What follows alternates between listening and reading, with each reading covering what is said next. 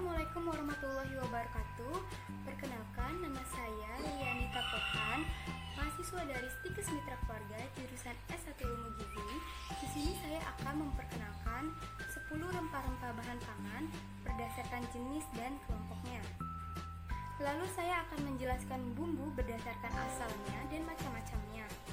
Kemudian di sini saya akan melihat pengamatan ketika susu rusak, karakteristik apa yang akan terjadi, dan jika pada suhu lemari es atau suhu ruang akan bertahan berapa lama.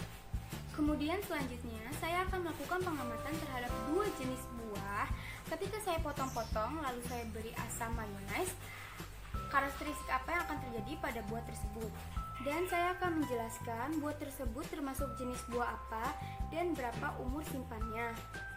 Lalu yang terakhir, saya akan melihat pengamatan terhadap 3 sayuran yang berwarna berbeda-beda, yaitu yang pertama berwarna hijau, yang kedua berwarna merah atau oranye atau merah keorenan, dan yang ketiga berwarna ungu.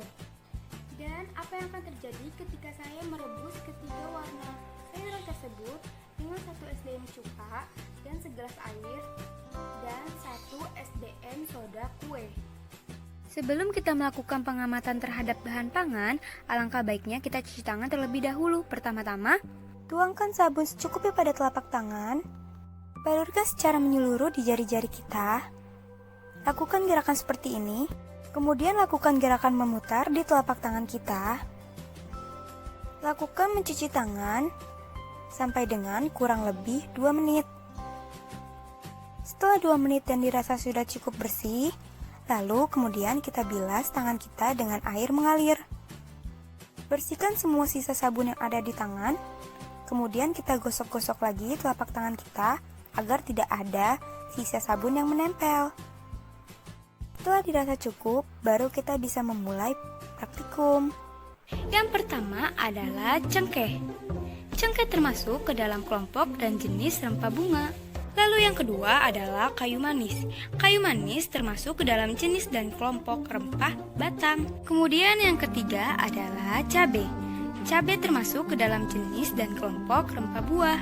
Kemudian yang keempat adalah kemiri. Kemiri juga termasuk ke dalam jenis dan kelompok rempah buah. Lalu selanjutnya yang kelima adalah jeruk limau. Sama halnya dengan kemiri dan cabai, jeruk limau juga termasuk ke dalam jenis dan kelompok rempah buah. Kemudian yang keenam adalah kencur. Kencur termasuk ke dalam jenis dan kelompok rempah akar. Lalu selanjutnya yang ketujuh adalah ketumbar. Ketumbar termasuk ke dalam jenis dan kelompok rempah biji buah. Lalu yang kedelapan adalah lada. Lada juga termasuk ke dalam jenis dan kelompok rempah biji buah. Perbedaan lada dengan ketumbar yakni biji lada lebih besar jika dibandingkan dengan ketumbar. Lalu selanjutnya yang kesembilan adalah bawang merah. Bawang merah termasuk ke dalam jenis dan kelompok rempah umbi lapis. Dan yang ke-10 adalah bawang putih. Bawang putih juga termasuk ke dalam jenis dan kelompok rempah umbi lapis. Setelah kita mengetahui 10 macam rempah-rempah berdasarkan jenis dan kelompoknya, sekarang kita lanjut ke bumbu berdasarkan asal dan macam-macamnya seperti apa. Check it out. Selanjutnya untuk bumbu dibedakan menjadi 2, yaitu bumbu buatan dan bumbu yang terbuat dari hewan. Untuk bumbu buatan contohnya seperti garam, gula, dan saus sambal.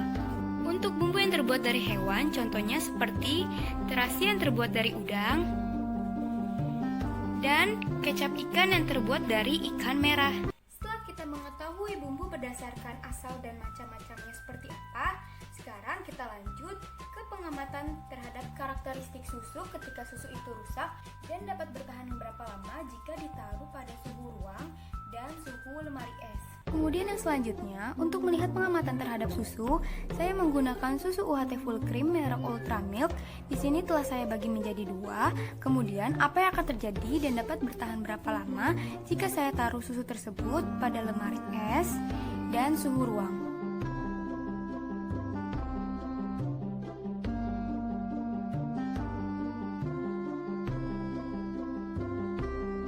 Untuk kerusakan pada susu yang disimpan pada suhu ruang, tercium aroma susu menjadi asam, kemudian tekstur pada susu menjadi padat, gumpalan, dan untuk umur simpan susu yang disimpan pada suhu ruang hanya berkisar setengah hari atau maksimal 1 hari. Jika tidak, akan terjadi pembusukan seperti video berikut ini. Sedangkan karakteristik susu UHT yang ditaruh pada suhu lemari es tidak terdapat bau aroma busuk. Aromanya pun masih tercium aroma segar khas susu, rasanya pun tidak asam, dan tidak terdapat gumpalan. Dan untuk susu UHT full cream yang ditaruh pada suhu lemari es dapat bertahan hingga 4 hari. Setelah 4 hari barulah rasa pada susu UHT menjadi asam dan tercium sedikit aroma asam. Setelah kita mengetahui kerusakan apa yang terjadi pada susu dan umur simpan susu, sekarang kita lanjut ke pengamatan buah. Untuk pengamatan buah, saya menggunakan buah semangka kuning. Karakteristik awal buah semangka kuning yaitu tidak layu, tidak berbau, dan segar. Tetapi setelah saya tuangkan 1 sendok makan mayones dan didiamkan selama 30 menit, terlihat bahwa tekstur semangka menjadi sedikit layu dan sedikit terlihat tidak segar. Aromanya menjadi asam dan rasanya pun sedikit menjadi asam. Kemudian yang kedua, untuk melihat pengamatan karakteristik buah ketika diberi asam mayones, saya menggunakan buah naga merah. Karakteristik awal buah naga merah yaitu segar, tidak layu, dan beromakan khas buah naga. Selain itu, tidak ada warna buah naga yang berserakan di area piring. Tetapi setelah diberi asam mayones 1 sendok makan, terlihat bahwa tekstur buah menjadi layu, aroma dan rasa menjadi asam, dan warna pada buah naga menjadi berserakan di area sekitar piring. Selain itu, buah menjadi terlihat sangat tidak segar. Dan pengamatan yang terakhir adalah pengamatan terhadap 3 jenis sayuran yang berwarna hijau, oranye, dan ungu. Saat direbus dan diberi cuka 1 SDM dan air segelas, karakteristik apa yang akan terjadi? Dan saat diberi 1 SDM soda kue dan 1 gelas air, karakteristik apa yang akan terjadi pada ketiga sayuran tersebut? Untuk melakukan pengamatan terhadap sayur-sayuran, diperlukan bahan-bahan seperti sayuran hijau, saya menggunakan sawi, sayuran merah atau oranye atau merah keorenan saya menggunakan tomat, dan sayuran ungu saya menggunakan terong. Kemudian ada soda kue dan ada asam cuka. Sebelum memulai praktikum dengan sayur-sayuran, alangkah baiknya kita cuci semua sayuran terlebih dahulu agar semua kotoran yang menempel bisa hilang.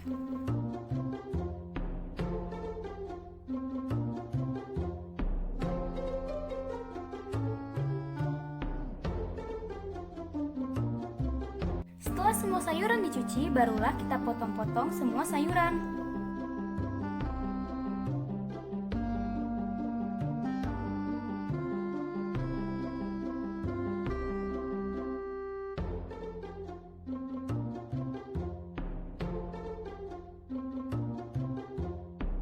Pertama-tama tuangkan segelas air, kemudian masukkan 1 sendok makan soda kue.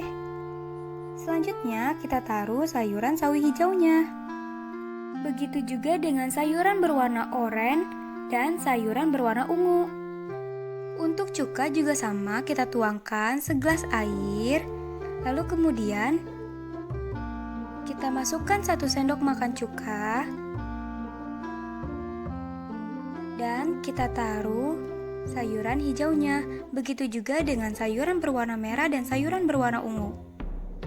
Terlihat jelas perbandingan sawi hijau seperti gambar berikut. Setelah proses perebusan selama 15 menit menggunakan soda kue, terlihat bahwa sawi hijau teksturnya menjadi lunak, warnanya menjadi hijau tua, dan air perebusan berubah warna menjadi kuning.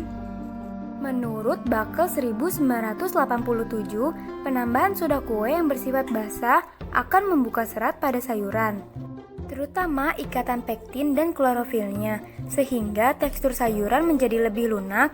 Namun terjadi pula kerusakan klorofil yang akan membuat warna hijau sayuran memudar. Selain berpengaruh terhadap warna, soda kue juga menyumbang rasa pahit pada sayuran. Selanjutnya, berdasarkan hasil pengamatan perebusan selama 15 menit menggunakan asam cuka, terlihat bahwa terjadi perubahan warna pada sawi hijau sebelum dan setelah perebusan menggunakan asam cuka 1 sendok makan.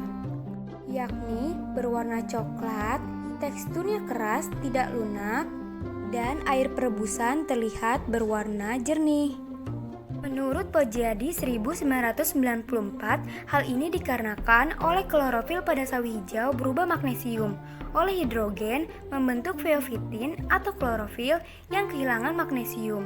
Reaksi tersebut berjalan cepat pada larutan yang bersifat asam.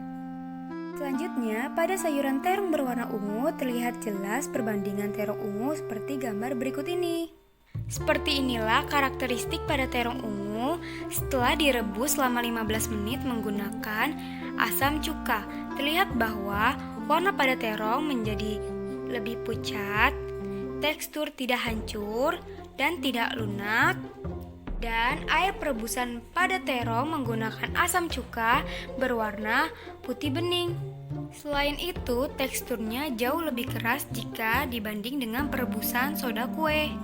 Selanjutnya, untuk pengamatan sayur terong yang berwarna ungu, dengan menggunakan 1 sendok makan soda kue, terlihat bahwa tekstur pada terong berubah menjadi lunak, kemudian warna pada tengah bagian terong yang semula berwarna putih berubah menjadi kuning kecoklatan. Selain itu, air perebusan berubah warna menjadi kuning. Jika kita taruh terong pada piring, maka bagian tengah terong akan menjadi sedikit hancur. Menurut Mucaidi 2010, pigmen yang terkandung dalam terong adalah antosianin, sehingga terong tampak berwarna ungu.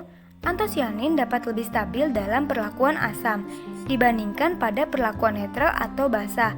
Itu kenapa jika terong diberi asam cuka, dia lebih terlihat pucat, bertekstur keras, bagian tengah tidak menguning, dan utuh.